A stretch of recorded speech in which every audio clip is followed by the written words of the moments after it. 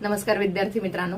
जसं आपण मागच्या शॉर्टमध्ये म्हणालो तर तसं आपण डेली टार्गेट्स शॉर्ट्सच्या माध्यमातून घेत आहोत आणि यासाठी म्हणून आपण इकॉनॉमिक्स या सब्जेक्ट पासून सुरुवात करतोय आणि इकॉनॉमिक्स मधला सगळ्यात महत्त्वाचा जो चॅप्टर आहे तर तो तुम्हाला सुरुवातीला करायचा आहे. तुम्ही नवीन विद्यार्थी असाल, तुम्ही जुने विद्यार्थी असाल तर नवीन विद्यार्थी आणि जुने विद्यार्थी या दोघांसाठी पण आपण बोलू. जेव्हा आपण एकदम नवीन विद्यार्थ्यांसाठी बोलतो तर सगळ्यात महत्वाचा आणि आजचा जो तुमचा टॉपिक आहे डे 1 आणि जो टार्गेट आहे तर त्याचं नाव आहे सार्वजनिक वित्त. हा जो घटक आहे हा सार्वजनिक वित्त हा घटक तुम्हाला करायचा आहे. आता जे जुने विद्यार्थी आहेत सो त्यांनी ऍटलिस्ट 2 तास त्यांना द्यायचे आहेत आणि हा सार्वजनिक वित्त हा चॅप्टर जो आहे हा कम्प्लीट करायचा आहे. आणि जे नवीन विद्यार्थी आहेत हा अर्धा दिवस तुम्हाला प्रॉपरली सार्वजनिक वित्त हा घटक वाचायचा आहे. तो घटक वाचल्यानंतर तुम्हाला त्याचे पीवायक्यू जे आहेत हे लगेचच पीवायक्यू तुम्हाला वाचायचे आहेत.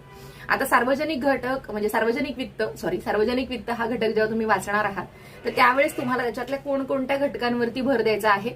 तर सार्वजनिक वित्त म्हणजे काय, त्याचं उद्दिष्ट जे आहे त्याचं उद्दिष्ट काय असतं.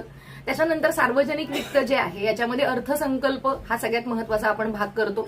तर हा अर्थसंकल्प कुठून, त्याचा इतिहास काय आहे अर्थसंकल्पाचा, या अर्थसंकल्पाची वेगवेगळी स्वरूप काय आहेत, या अर्थसंकल्पाचे वेगवेगळे प्रकार काय आहेत, महसुली अर्थसंकल्प म्हणजे काय असतो, भांडवली अर्थसंकल्प म्हणजे काय असतो, या अर्थसंकल्पामधल्या वेगवेगळ्या ज्या संकल्पना आहेत ज्याच्यामध्ये तुटीच्या संकल्पना आहेत. मग त्याच्यात राजकोषीय तूट म्हणजे काय असतं, महसुली तूट म्हणजे काय आहे, त्याच्यानंतर भांडवली तूट जी आहे भांडवली तूट म्हणजे काय आहे, संपूर्ण तुटीचा अर्थसंकल्प म्हणजे काय असतो, समतोल अर्थसंकल्प म्हणजे काय आहे. त्याच्यानंतर याच्यामध्ये जेव्हा अर्थसंकल्पाची स्वरूप आपण अभ्यासतो त्यावेळेस पारंपरिक अर्थसंकल्प म्हणजे काय, फल आधारित किंवा फल निष्पत्ती अर्थसंकल्प जो आहे तर तो फलनिष्पत्ती अर्थसंकल्प म्हणजे काय आहे. आणि हे सगळे जे अर्थसंकल्प आहे त्याच्यामध्ये झिरो बेस बजेट आहे, शून्याधारित अर्थसंकल्प आहे. त्याची सुरुवात कुठून झाली, त्याचा जनक कोण आहे, ह्या सगळ्या घटकांचा तुम्हाला या सगळ्या संकल्पनांचा याच्यामध्ये अभ्यास करायचा आहे.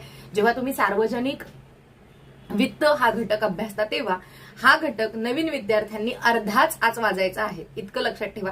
आणि जे जुने विद्यार्थी आहेत त्या जुन्या विद्यार्थ्यांनी हा संपूर्ण घटक आज वाचायचा, त्याचे सगळे पीवायक्यू वाचायचे. आणि नवीन जे विद्यार्थी आहेत नवीन विद्यार्थ्यांनी आता जेवढ्या आपण संकल्पनांबद्दल बोललो तितकाच भाग जो आहे हा तुम्हाला तितकाच भाग या सार्वजनिक वित्त या घटकाचा तुम्हाला आज करायचा आहे. त्यासोबत तुम्हाला नफा आणि तोटा जे आहे या नफा आणि तोट्याची जी गणितं आहेत ऍटलिस्ट 15 गणितं नफा आणि तोटा याची सिंपल जी नफा आणि तोट्याची गणितं आहेत ती तुम्ही आजच्या दिवशी करणार आहात, जे आपलं डे 1चं टार्गेट आहे. ठीक आहे, थांबूया इथे.